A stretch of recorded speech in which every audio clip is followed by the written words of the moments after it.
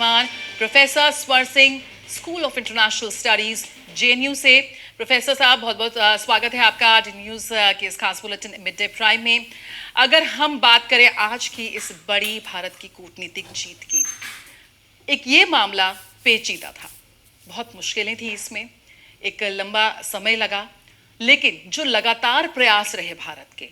आप सबसे पहले आपकी पहली प्रतिक्रिया आज ये जो हमारे पूर्व नौसैनिक हैं, आज वो उनकी वतन वापसी हुई है, जिस तरह से हमने उनको सुना कि एक लंबे इंतजार के बाद, करीब 18 महीने के बाद आज वो वतन वापस आए हैं, सबसे पहली प्रतिक्रिया आपकी? सबसे पहले तो ये खुशी की और गर्व की बात है कि भारत अपने नागरिकों को इस तरह से बचाकर वापस देश ला सकता है। उसका एक बहुत अच्छा और बड़ा उदाहरण है। पर ये नतीजा है लगातार भारत की जो विदेश नीति में बदलाव आया है उसी का। अब देखें कि पिछले 10 वर्ष में लगातार प्रधानमंत्री यहाँ भी जाते हैं तो भारतीय नागरिकों से, भारत मूल के लोगों से लगातार अक्सर ऐसा कहते हैं कि पासपोर्ट का रंग मायने नहीं रखता है। उनका रिश्ता यदि भारत से है तो उन सभी भारतीयों को, भारतीय मूल के नागरिकों, लोगों को कहीं भी हो, उनको उनकी सलामती, उनकी सुरक्षा, उनके कल्याण की जिम्मेदारी भारत लेगा। ये संदेश लगातार विश्व भर में जा चुका है। और जब तक बात करते हैं हम ये मध्य पूर्व एशिया की, यहाँ करीब मान लीजिए 1 करोड़ के आसपास भारतीय और भारतीय मूल के लोग इन कई देशों में रहते हैं, तो अक्सर खबरें ऐसे सुनते थे हम कि इस साल 200 भारतीय नागरिक मारे गए एक खास देश में, उसमें कतर का नाम भी आता था। पर लगातार ये कोशिश जो है कि उनको सुरक्षा मिले, रक्षा मिले, और यदि कानूनी सहायता की जरूरत है वो भी उनको लगातार मिलनी चाहिए। ये लगातार जो बदलाव आया है उसी का एक नतीजा ये है। और ये हमारे जो समझ में बदलाव आया है वो केवल इसलिए ही नहीं कि वो भारतीय हैं और उनका रिश्ता है। मैं ये भी कहना चाहूंगा कि आप देखें कि जितना भारतीय लोग वापस रेमिटेंसेस भारत को भेजते हैं हर साल, वो पूरे विदेश से जो हमारे यहाँ निवेश होता है, जब विदेश से जो वित्तीय सहायता भारत को मिलती है उससे ज्यादा है। तो वो न केवल हमारे समाज से जुड़े हुए हैं, हमारे विकास से जुड़े हुए हैं सब भारतीय, और विकास में लगातार वो न केवल तकनीक के हस्तांतरण में या वहां से तालमेल अच्छा बनाने में, पर खास जो वित्तीय सहायता है एक तरह से रेमिटेंसेस की, उसके नजरिए से भी ये लोग बहुत अहम हिस्सा है भारत की बदलती तस्वीर का। इसीलिए मुझे लगता है कि प्रधानमंत्री ने खुद व्यक्तिगत तौर पर पहल करने की कोशिश की कि किस तरह से इन नागरिकों को वहां से बचाया जाए। बहुत ही जटिल, जैसा आपने कहा कि बिल्कुल हालात, उनको मृत्यु दंड मिल चुका था। बिल्कुल बहुत पेचीदा था ये मामला। शुरुआत में शुरुआत की अगर हम बात करें, अगर आप पूरी क्रोनोलॉजी देखें तो जो शुरुआत में जो विकल्प सबसे पहले सामने आए थे कि कानूनी पहल होगी, राजनयिक रूप से के माध्यम से उन तक पहुंच बनाई जाए। शुरुआत से ही एमईए की तरफ से भी बहुत ही संतुलित और बैलेंस तरीके से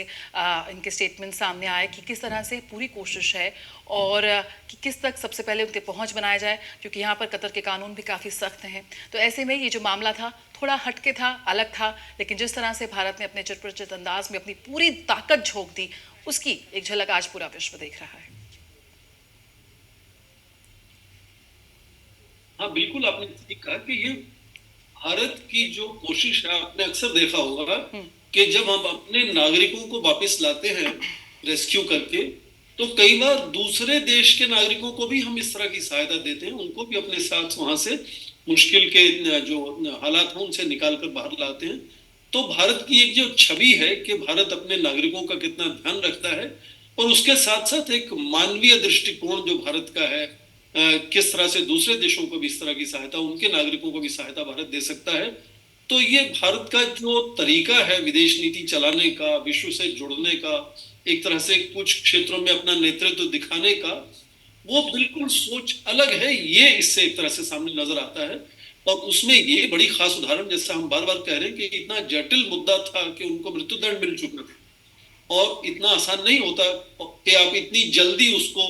जेल टर्म में कन्वर्ट कर दें, फिर उनको रिलीज भी करा लें और भारत वापिस भी ले आए। मध्य पूर्व एशिया के कुछ देशों के कानून, जैसा आप जानती हैं, बहुत जटिल है। वहां उनका जो जस्टिस सिस्टम है वो उतना आसान नहीं है। पर ये बात अलग है कि काउंसिलर लेवल की जो हम हमेशा से हस्तक्षेप करते थे, उसके अलावा जो आज राजनीतिक तौर पर जो एक तरह से पहल हुई है, शुरुआत हुई है, कोशिश हुई है,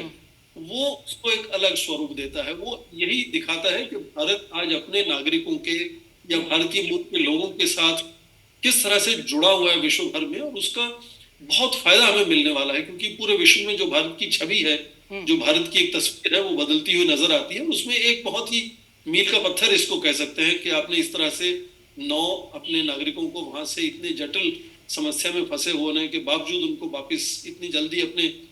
देश वापस ले आए हैं।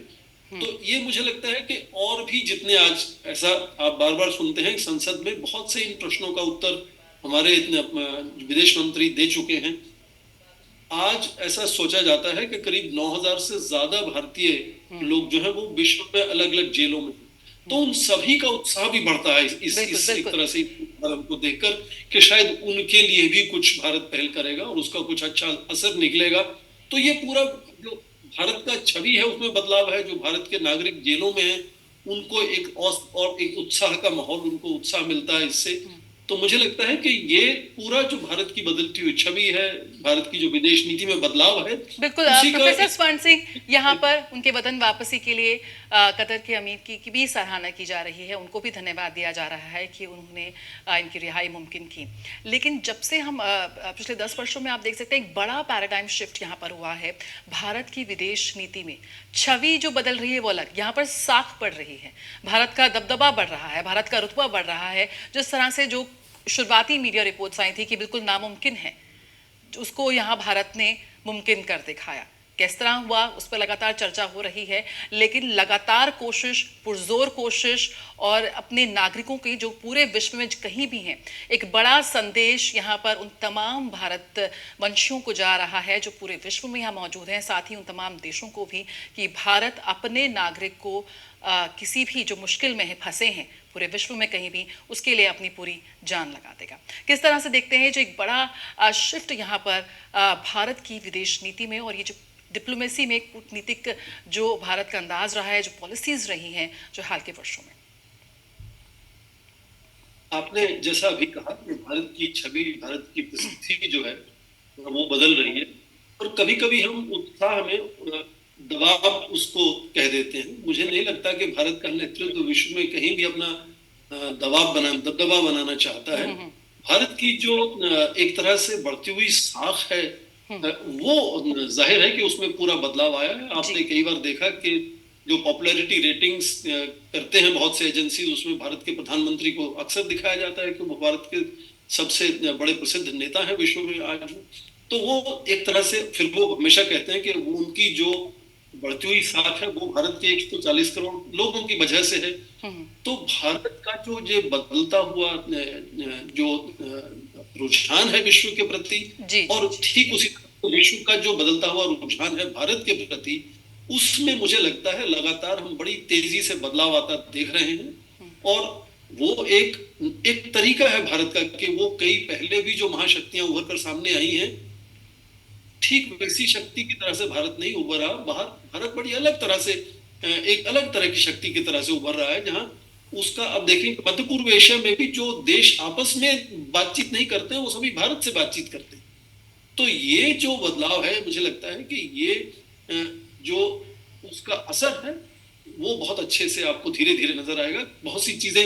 हम कभी कभी खबरों में नहीं भी देखते हैं, पर उनका असर आप इस तरह की जो अचानक कुछ खबर आती है कि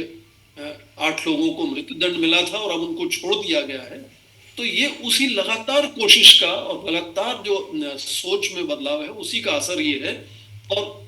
ठीक इसी तरह से भारत को तैयार करना होगा विश्व के लिए, और विश्व को धीरे धीरे तैयार होना होगा भारत के लिए। तो मुझे लगता है ये लगातार जो रोजमर्रा की जीवन में जो कोशिश है, चाहे वो मंत्रालय की हो, लोगों की हो, नेतृत्व की हो, उसका ये असर आप देख रही हैं कि ये बदलाव लगातार असरदार होता हुआ नजर आता है। प्रोफेसर स्वर्ण सिंह, जिस तरह से अगर हम इस वक्त विश्व में जो पावर इक्वेशंस की बात करें, कई बड़े मुद्दे रहे हैं, लेकिन हमेशा भारत ने जो अपना संतुलन है उसको बनाए रखा। अगर कहीं पे मुश्किल स्थिति भी रही जो मौजूदा वैश्विक स्थिति है, किस लिहाज से उसको देखते हैं? भारत और कतर के जो संबंध हैं वो काफ़ी ज़्यादा मजबूत रहे हैं, हाल के वर्षों में और भी प्रगाढ़ता उसमें आई है। COP28 के मंच पर जिस तरह से दोनों देशों के शीर्ष नेतृत्व मिले और अभी 2 दिन के बाद भारत प्रधानमंत्री की 13 तारीख से यूएई की यात्रा भी है, उस लिहाज से भी इस खबर को कितनी ज़्यादा अहमियत देने की ज़रूरत है? और जो भारत की जो बैक डिप्लोमेसी रहती है इस वक्त जो मौजूदा दौर में, जो विश्व में जो पावर इक्वेशंस हैं विभिन्न देशों के बीच में, उनके बारे में आप क्या कहेंगे? आपने बड़ा अच्छा शब्द इस्तेमाल किया, संतुलन। भारत की विदेश नीति में लगातार, शायद ये हमारी संस्कृति, सभ्यता, दर्शन का एक नतीजा है कि संतुलन बनाए रखना, चाहे वो रोजमर्रा के जीवन में हो या फिर वो विदेश नीति में हो, वो संतुलन बनाए रखने से हम लगातार बड़ी दूर तक अपनी बात को आगे ले जा सकते हैं। आपने हाल ही में देखा कि इजराइल का जो गाजा में युद्ध है या रशिया का यूक्रेन में युद्ध है, लगातार बड़ी शक्तियों के दबाव के बावजूद भी भारत ने अपना संतुलन नहीं खोया, संतुलन बनाए रखा। और इसीलिए मुझे लगता है कि ये मैं जैसे कह रहा था कि मध्य पूर्व एशिया में भी जो देश आपस में तनाव में होते हैं और उनका लगातार जो तालमेल है भारत से उसका बना रहता है, सभी का तालमेल बना रहता है, चाहे वो इजराइल हो, यूएई हो, ईरान हो, सऊदी अरेबिया हो, कतर हो, सभी का तालमेल भारत से अच्छा है। और यही एक तरह से जो तरीका है भारत का, वो अपनी बात को आगे तक ले जाने का बहुत अच्छा तरीका है। तो उसका असर कभी कभी नजर आता है, कभी कभी बहुत अच्छा असर सामने नजर नहीं आता, उसका धीरे धीरे बदलाव नजर आता है उसमें।